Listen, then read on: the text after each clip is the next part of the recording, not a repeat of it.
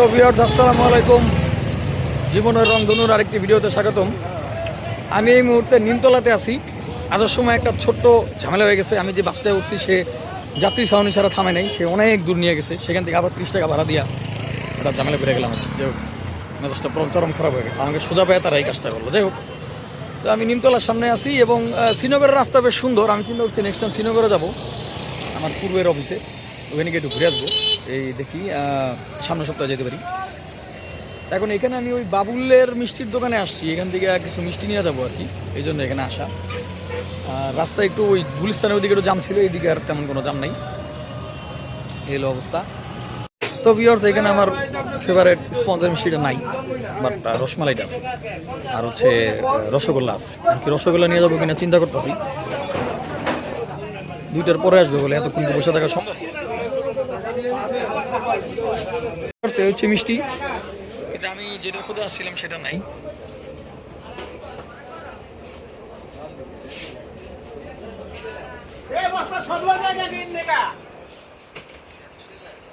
এই সন্দেশটা মজা, কিন্তু এটা বড় বড় সাইজের আছে।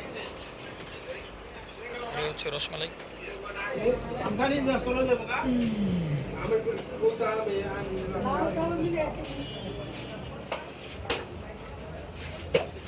আর এখানে কালো মিষ্টি এবং সাদা মিষ্টি, এই হলো অবস্থা। তো ভিউয়ার্স, এখানে ছোট্ট একটা 2 নম্বরই আছে, সেটা হচ্ছে এখানে প্যাকেট সহ ওজন করা হচ্ছে। এখন প্যাকেটের তো একটা ওজন আছে, প্যাকেট ছাড়া ওজন করলে সেক্ষেত্রে অ্যাকুরেটটা পাওয়া যায়। এখানেও তারা একটা লাভ করে, যদিও কেজি মাত্র 220 টাকা, এটা একটা ফ্যাক্ট, বাট লাভটা অন্য দিকটা করে এই আর কি।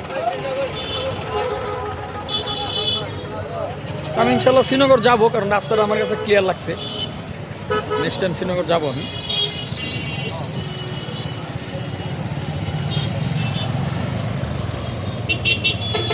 তো ভিউয়ার্স, এখন একটা টেম্পুতে বসে আছি, যেটাকে লেগুনা বলা হয়, হোয়াট এভার। তো এটা তাঁতিবাজার পর্যন্ত যাবে। এখন সমস্যা হচ্ছে এখানে ওই সিএনজি পাওয়া যায়, এগুলি আবার সব জুড়ান যায়। আমি তো ওইদিকে যেতে রাজি না, আমি তাঁতিবাজার যাবো। তো এইটার জন্য এখন বসে আছি।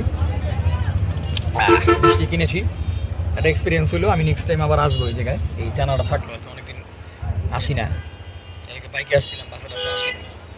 বুঝতে পারলাম আর শীতের দিন, তো শীতের দিন একটু কষ্টটা কম হয়, আর ঠান্ডা বারুক দিন একটু আরামে আসা যাবে।